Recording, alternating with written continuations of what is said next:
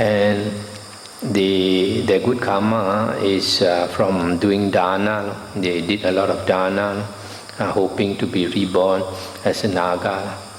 Some people, especially Chinese, we say Naga long. Ling is something very great.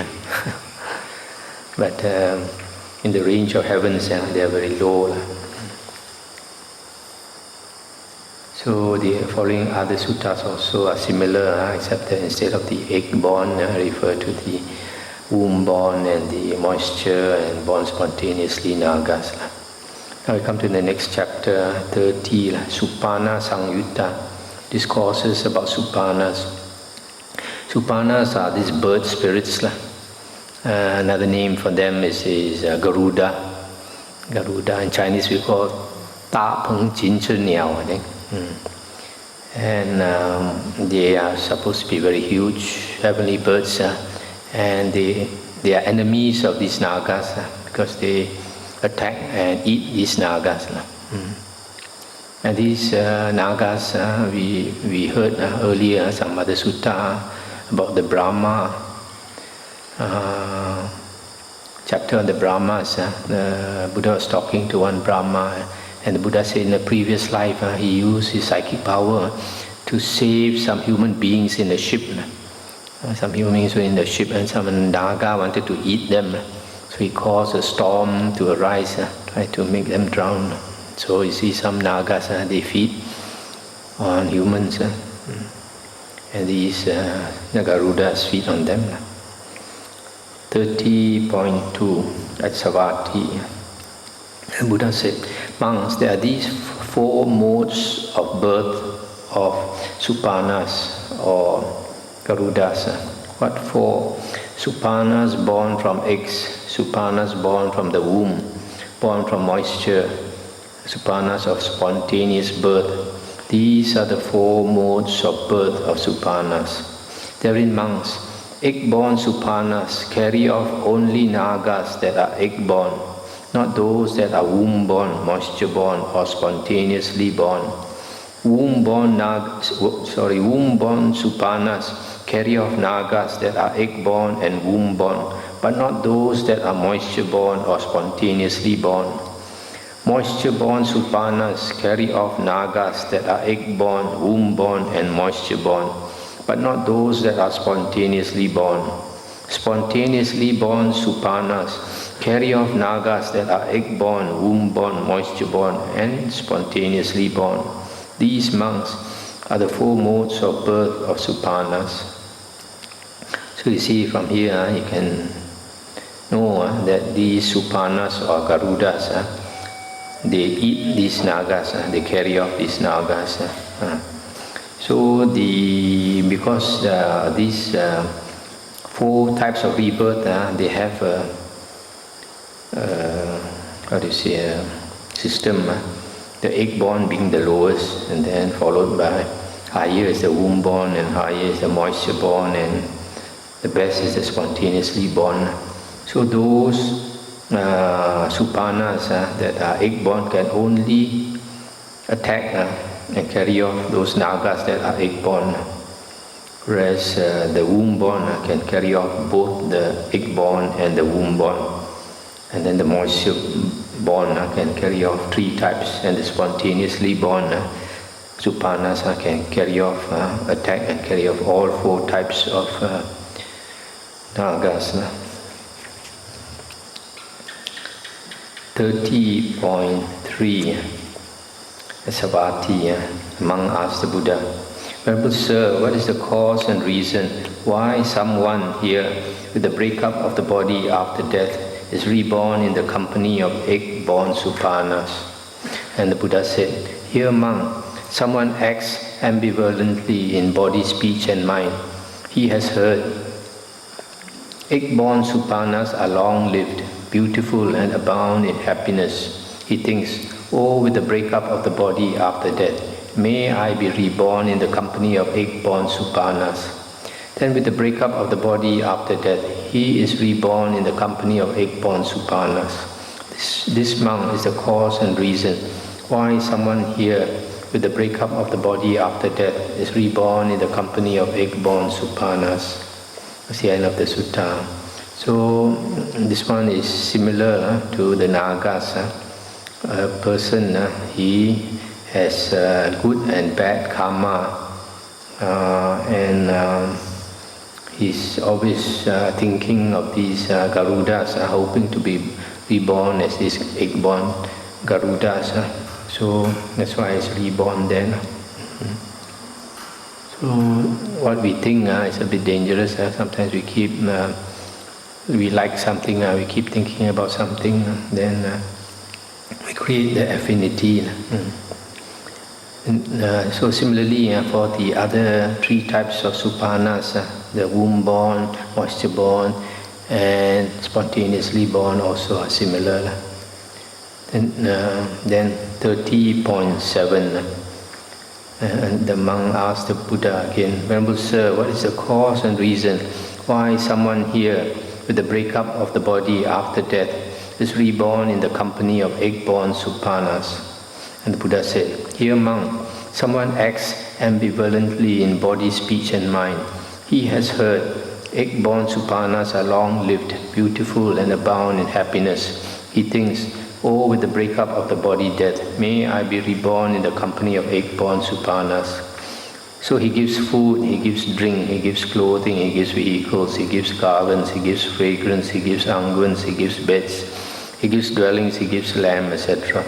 Then with the breakup of the body after death, he is reborn in the company of egg-born Supannas. This monk is the cause and reason why someone here with the breakup of the body after death is reborn in the company of egg-born Supannas. So similarly, for the other three types of birth, they also are like this. They have done good and bad deeds, and because they did a lot of charity offerings, and because they aspired to be born in the as the Supannas, so they are reborn there. Sometimes we make an aspiration to be reborn somewhere, but if we don't have the good karma, then it cannot be fulfilled. Only if you have the good karma, that is the karma is the condition, and then only we can be reborn. I come to the next. So just now, the Nagas and the Supannas, you see, their karma is good and bad. Now we come to chapter 31, Gandhabba Samyutta. Gandhabbas are fairies that live in trees. They also come under these four great heavenly kings, the lowest heaven. 31.1. At Savatthi, the Buddha said, monks, I will teach you about the devas of the Gandhabba order. Listen, pay attention. And what monks are the devas of the Gandhabba order? There are monks, devas dwelling in fragrant roots, devas dwelling in fragrant hardwood, devas dwelling in fragrant softwood, devas dwelling in fragrant bark, devas dwelling in fragrant shoots, devas dwelling in fragrant leaves, devas dwelling in fragrant flowers, devas dwelling in fragrant fruits, devas dwelling in fragrant sap, and devas dwelling in fragrant scents. These monks are called the devas of the Gandhabba order. That's the end of the sutta. So here you see that in a tree you can have a lot of devas, especially it's a huge tree, a big tree. You have some living in the roots, some prefer to live in the hard wood, some prefer to live in the soft wood, some live in the bark, some live in the shoots, some live in the leaves, some live in the flowers, some live in the fruits, some live in the sap, and some live in the scents. 31.2. A monk asked the Buddha, Venerable Sir, what is the cause and reason why someone here with the breakup of the body after death is reborn in the company of the Devas of the Gandhabba order. And the Buddha said, "Here, monk, someone practices good conduct of body, speech and mind. He has heard the Devas of the Gandhabba order are long-lived, beautiful and abound in happiness. He thinks, oh, with the breakup of the body after death, may I be reborn in the company of the Devas of the Gandhabba order. Then with the breakup of the body after death, he is reborn in the company of the Devas of the Gandhabba order. This monk is the cause and reason why someone here with the breakup of the body after death is reborn in the company of the Devas of the Gandhabba order." So you see here the difference between this Gandhabas and the previous Nagas and Supannas is they practice good conduct of body, speech and mind. So unlike the previous two, they also had bad conduct. This one, they have much more good conduct than bad conduct.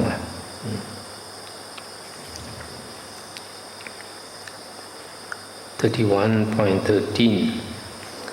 The monk asked the Buddha, "Venerable Sir, what is the cause and reason why someone here with the breakup of the body after death is reborn in the company of the Devas who dwell in fragrant roots?"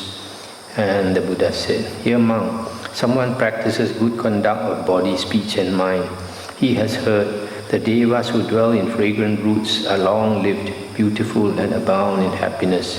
He thinks, oh, with the breakup of the body after death, may I be reborn in the company of the Devas who dwell in fragrant roots. He gives food, he gives drink, clothing, vehicles, garlands, fragrance, unguents, beds, dwellings, lamb, etc. Then with the breakup of the body after death, he is reborn in the company of the Devas who dwell in fragrant roots. This monk is the cause and reason why someone here with the breakup of the body after death is reborn in the company of the Devas who dwell in fragrant roots." Similarly, for the Devas who dwell in the hardwood or in the softwood or in the bark or in the flowers, etc. And then you notice also one thing different of these Gandhabas from the previous two is that they don't have the 4 classes of birth. And the previous one, they have 4 classes, egg-born, womb-born and all that, but not for the Gandhabas.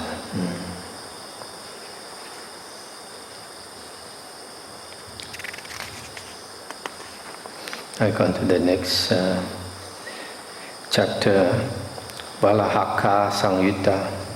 Valahaka refers to the cloud devas. I don't know if you remember in the previous sutta we read that the Buddha said a long time ago when he was in that birth, he was a universal king. He ruled the whole earth. And he said his treasure elephant was called Uppada, and his favorite steed or favorite horse was called Valahaka. Valahaka can fly like the cloud devas so fast. 32.1. Monks, I will teach you about the devas of the cloud-dwelling order. Listen. And what monks are the devas of the cloud-dwelling order?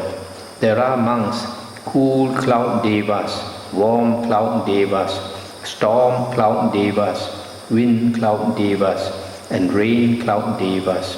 These monks are called the devas of the cloud-dwelling order. So you see, even the cloud devas also got different types. There are some clouds that are cool clouds, some are warm clouds, some are storm clouds, some are wind clouds, some are rain clouds.